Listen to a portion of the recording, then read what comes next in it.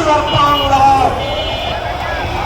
ফ্যাসিবাদের ঠাঁই নয়, আমার সোনার বাংলায় ফ্যাসিবাদের ঠাঁই নয়, আওয়ামী লীগের ঠাঁই নয়, আমার সোনার বাংলায়, আমার সোনার বাংলায়, আমার সোনার বাংলায় দিল্লি লীগের ঠাঁই নয়, কুন্দল লীগের ঠাঁই নয়, উত্তর লীগের ঠাঁই নয়, সৌর লীগের ঠাঁই নয়, পান্ডাল লীগের ঠাঁই নয়, কুমির লীগের ঠাঁই নয়।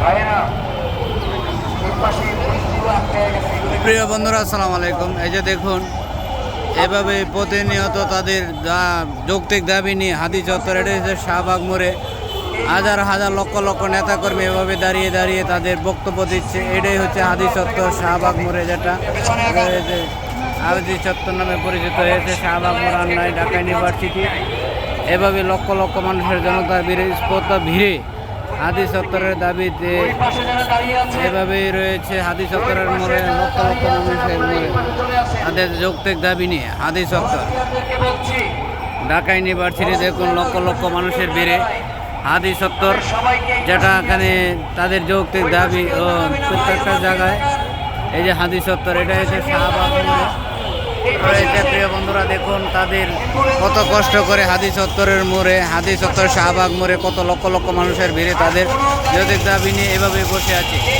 এটাই হচ্ছে হাদি চত্বর ঢাকা ইউনিভার্সিটি হাদি চত্বরে রয়েছে।